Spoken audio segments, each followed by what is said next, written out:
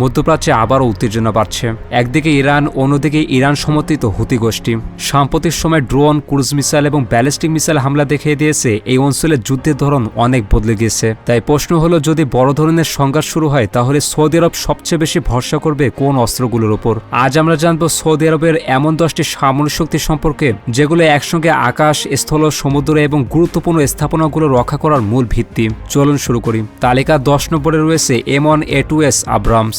এটি শুধু একটি ট্যাঙ্ক নয়, সৌদি স্থলবাহিনীর সবচেয়ে শক্তিশালী আক্রমণাত্মক মাধ্যমগুলোর একটি। এর শক্তিশালী কামান, উন্নত বর্ম এবং আধুনিক ফায়ার কন্ট্রোল সিস্টেম মরুভূমির যুদ্ধের জন্য এটিকে খুব কার্যকর করে তুলেছে। যদি সীমান্ত এলাকায় বড় স্থল সংঘর্ষ হয় তাহলে এই ট্যাঙ্কই হবে সামনের সারির অন্যতম ভরসা। 9 নম্বরে রয়েছে AH-64E অ্যাপাচি গার্ডিয়ান। বিশ্বের অন্যতম সেরা অ্যাটাক হেলিকপ্টার হিসেবে এটি পরিচিত। নিচু উচ্চতায় উড়ে শত্রু ট্যাঙ্ক, সাজোয়ান এবং অন্যান্য স্থল লক্ষ্যবস্তুতে দ্রুত আঘাত করতে পারে। সীমান্ত এলাকায় দ্রুত প্রতিক্রিয়া দেওয়ার জন্য এই হেলিকপ্টারের গুরুত্ব অনেক, কারণ সবসময় যুদ্ধ বিমান ব্যবহার করা সম্ভব হয় না। অনেক পরিস্থিতিতে অ্যাপাচি সবচেয়ে কার্যকর বিকল্প হয়ে ওঠে। 8 নম্বরে রয়েছে সৌদি আরবের কম্ব্যাট ড্রোন। এর মধ্যে রয়েছে তুরস্কের বাইরাক্তার আকিঞ্চি এবং চীনের উইংলুং 2 ধরনের ড্রোন। আধুনিক যুদ্ধে ড্রোনের ভূমিকা কতটা গুরুত্বপূর্ণ তা সাম্প্রতিক বিভিন্ন সংঘাতে স্পষ্ট দেখা গেছে। এই ড্রোনগুলো ঘন্টার পর ঘন্টা আকাশে থাকতে পারে, সীমান্ত নজরদারি করতে পারে, প্রয়োজনে নির্ভুল হামলাও চালাতে পারে। অর্থাৎ পাইলটের জীবন ঝুঁকিতে না ফেলে গুরুত্বপূর্ণ অভিযান পরিচালনা করা সম্ভব। 7 নম্বরে রয়েছে সৌদি নৌবাহিনীর মাল্টি মিশন ফ্রিগেটস। এর মধ্যে রয়েছে আল রিয়াদ ক্লাস এবং অ্যাভেন ক্লাস ফ্রিগেট। সৌদি আরবের জন্য সমুদ্র নিরাপত্তা অত্যন্ত গুরুত্বপূর্ণ, কারণ দেশটির তেল রপ্তানির বড় অংশই সমুদ্র পথে হয়। এই যুদ্ধজাহাজগুলো শত্রুর জাহাজ, সাবমেরিন এবং আকাশ থেকে আসা হুমকি মোকাবেলার জন্য তৈরি। লোহিত সাগর এবং পারস্য উপসাগরের টহল ও নিরাপত্তা নিশ্চিত করতে এগুলোর ভূমিকা খুবই গুরুত্বপূর্ণ। 6 নম্বরে রয়েছে ইউরোফাইটার টাইফুন। এটি সৌদি বিমান বাহিনীর অন্যতম আধুনিক যুদ্ধ বিমান। এর সবচেয়ে বড় শক্তি হল উচ্চ গতি, দ্রুত প্রতিক্রিয়া এবং আকাশের শত্রু যুদ্ধ বিমানের সঙ্গে লড়াই করার ক্ষমতা। একই সঙ্গে এটি আধুনিক এয়ার টু এয়ার এবং এয়ার টু গ্রাউন্ড অস্ত্র বহন করতে পারে, ফলে প্রয়োজন অনুযায়ী এটি ভিন্ন ভিন্ন মিশনে ব্যবহার করা যায়। যদি সৌদির আকাশে শত্রু যুদ্ধ বিমান প্রবেশ করে তাহলে প্রথম সারিতে দেখা যেতে পারে এই টাইফুনকেই। 5 নম্বরে রয়েছে A-15SA ইগল। অনেক সামরিক বিশ্লেষকের মতে এটি সৌদি আরবের সবচেয়ে শক্তিশালী স্ট্রাইক ফাইটার। শুধু আকাশের যুদ্ধ নয়, দূরের গুরুত্বপূর্ণ লক্ষ্যবস্তুতেও নির্ভুল হামলা চালাতে পারে। শক্তিশালী রাডার, উন্নত ইলেকট্রনিক ওয়ারফেয়ার এবং দীর্ঘ দূরত্বে অস্ত্র বহনের ক্ষমতা এই বিমানকে সৌদি বিমান বাহিনীর অন্যতম প্রধান শক্তিতে পরিণত করেছে।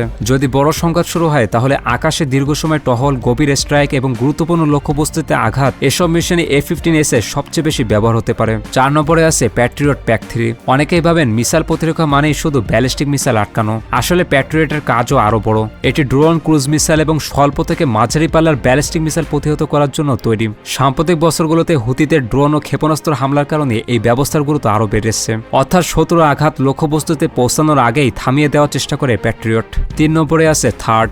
এটি কোনো সাধারণ এয়ার ডিফেন্স নয়, এটি বিশেষভাবে দূরপাল্লার ব্যালিস্টিক মিসাইল প্রতিরোধের জন্য তৈরি। যদি কোনো ব্যালিস্টিক মিসাইল অনেক উঁচু দিয়ে সৌদির দিকে আসে তাহলে থার্ড সেটিকে মাঝপথে ধ্বংস করার চেষ্টা করে। সহজভাবে বললে প্যাট্রিয়ট যেখানে শেষ স্তরের ঢাল, থার্ড সেখানে আরও বাইরের স্তরের সুরক্ষা। দুই ব্যবস্থা একসঙ্গে কাজ করলে প্রতিরক্ষা আরও শক্তিশালী হয়। 2 নম্বরে রয়েছে E-3A অ্যাওয়েক্স। অনেক দর্শক যুদ্ধবিমান চেনেন, মিসাইলও চেনেন, কিন্তু অ্যাওয়েক্স এর গুরুত্ব অনেক সময় চোখ এড়িয়ে যায়। ভাবুন, পুরো যুদ্ধক্ষেত্রে কেউ অনেক দূর থেকে নজর রাখছে একটি উড়ন্ত কমান্ড সেন্টার। কোথা থেকে শত্রু আসছে, কোন যুদ্ধবিমান কোথায় যাবে, কোন ইউনিটকে সতর্ক করতে হবে, এসব তথ্য একসঙ্গে সমন্বয় করে এই প্ল্যাটফর্ম। তাই একে অনেকে বলে থাকেন আকাশের চোখ ও মস্তিষ্ক, কারণ শুধু শত্রুকে দেখা নয়, পুরো বাহিনীকে একই তথ্যের ভিত্তিতে পরিচালনা করাও এর বড় কাজ। আর 1 নম্বরে আছে এমন একটি শক্তি যেটি আসলে কোনো একক অস্ত্র নয়, এটি হলো ইন্টিগ্রেটেড এয়ার ডিফেন্স নেটওয়ার্ক। এখানে একসঙ্গে যুক্ত থাকে রাডার, অ্যাওয়েক্স, প্যাট্রিয়ট, থার্ড, যুদ্ধবিমান এবং কমান্ড সেন্টার। অর্থাৎ একটি রাডার শত্রুকে শনাক্ত করলো এবং অ্যাওয়েক্স তথ্য নিশ্চিত করলো,